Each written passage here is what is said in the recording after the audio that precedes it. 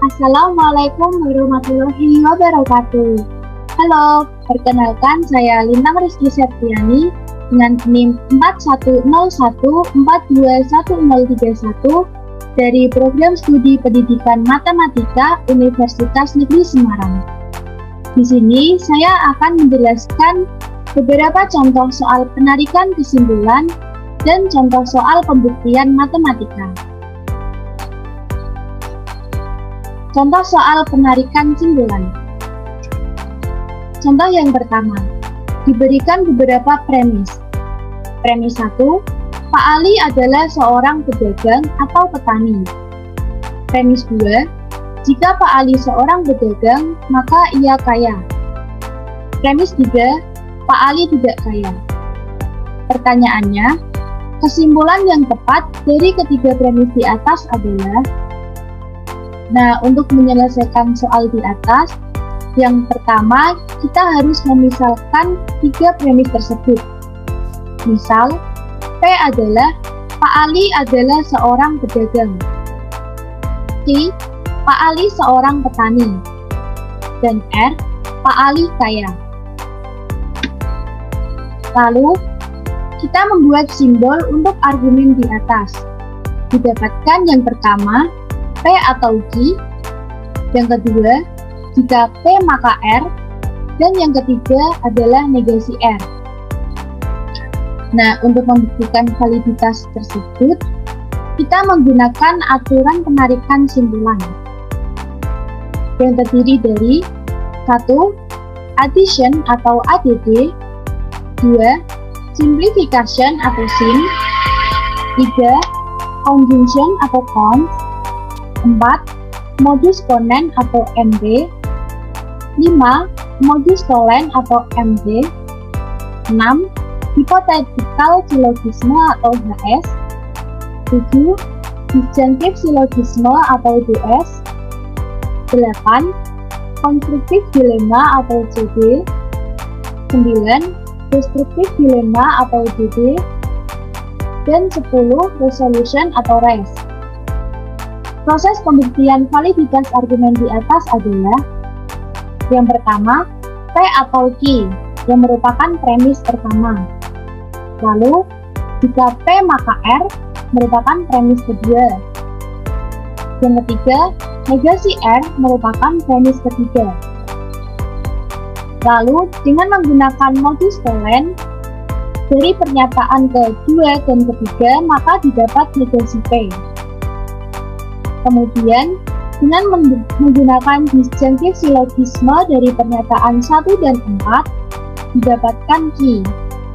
Jadi, kesimpulannya adalah Pak Ali seorang petani. Contoh yang kedua, susunlah bukti formal validitas argumen berikut. Jika P atau Q, maka R dan S. Premis yang kedua, negasi R. Maka kesimpulannya adalah negasi Q. Untuk membuktikan validitas di atas, kita juga menggunakan aturan penarikan kesimpulan, yaitu addition atau ADD, simplification atau SIM, conjunction atau CONJ, modus ponens atau MP, modus tollens atau MT, hypothetical syllogism atau HS, disjunctive syllogism atau DS, constructive dilemma atau CD, destructive dilemma atau DD, dan resolution atau RES. Selain menggunakan aturan penarikan kesimpulan, kita juga menggunakan aturan penemparan yang terdiri dari 1. Teorema De Morgan atau DM, 2. Komutatif atau COM, 3. Asosiatif atau AS, 4. Distributif atau DIS, 5. Double negasi atau DN, 6. Transposisi atau trans, 7. Material implikasi atau IM, 8. Material ekuivalensi atau equid, 9. Eksportasi atau X, dan 10. Tautologi atau taut. Lalu, proses pembuktian validitas di atas adalah yang pertama, jika P atau Q maka R dan S merupakan premis.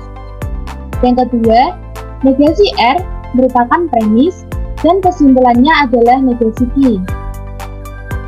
Lalu dengan menggunakan AGD dari pernyataan kedua, didapatkan negasi R atau negasi S.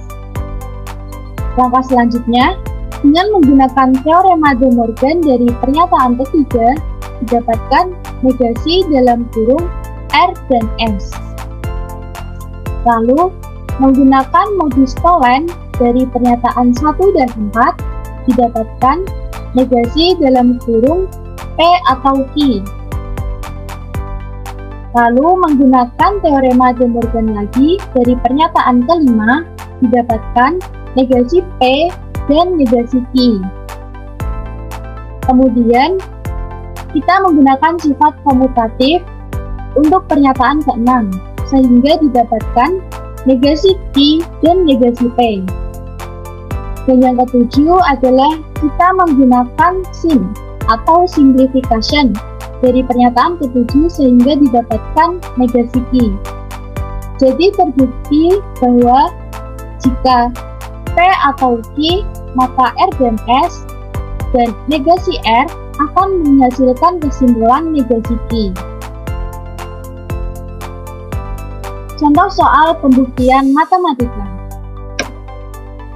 Yang pertama, kita menggunakan pembuktian kontradiksi. Kontradiksi ini juga termasuk pembuktian tidak langsung. Kita memanfaatkan prinsip logika matematika, yaitu jika P maka Q bernilai benar, padahal Q salah, maka P salah. Contoh soal, bila N bilangan bulat dan N bilangan genap, maka 7N plus 9 bilangan ganjil. Untuk membuktikannya, kita misalkan terlebih dahulu. Misal, P adalah N bilangan genap, dan Q adalah 7N plus 9 adalah bilangan ganjil. Maka dengan kontradiksi, kita buktikan, misalnya pernyataan N bukan bilangan genap, maka 7N plus 9 adalah bilangan ganjil benar, akan muncul suatu kontradiksi. Misalkan ada bilangan ganjil sembarang N. Dari definisi bilangan ganjil, N dapat dinyatakan N sama dengan 2K plus 1. Nah, 2K plus 1 ini merupakan definisi dari bilangan ganjil, di mana K merupakan bilangan bulat. Maka 7N plus 9 dapat dituliskan menjadi 7, lalu N kita ganti dengan 2K plus 1 plus 9, atau 14K plus 10. 14K plus 10 sama dengan 2 dikali 7K ditambah 2 dikali 5, sama dengan 2 dikali 7K plus 5.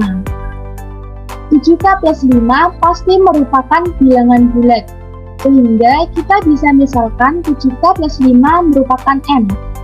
Lalu didapat 14K plus 10 sama dengan 2M. 14K plus 10 atau 7N plus 9 dapat dinyatakan dalam 2 kali suatu bilangan bulat, yaitu dapat dinyatakan dengan 2M. Padahal, itu merupakan definisi bilangan genap. Kontradiksi dengan asumsi awal 7N plus 9 adalah bilangan ganjil. Jadi, asumsi awal N adalah bilangan ganjil salah. Jadi, terbukti bila N bilangan bulat dan N bilangan genap, maka 7N plus 9 merupakan bilangan ganjil. Pembuktian yang kedua adalah pembuktian kontraposisi. Contoh soal, jika 5A plus 2 genap, maka A adalah bilangan genap. Untuk membuktikannya, kita juga harus memisalkan terlebih dahulu. Misal, P adalah 5A plus 2 genap. P adalah A adalah bilangan genap. Negasi P adalah 5A plus 2 ganjil.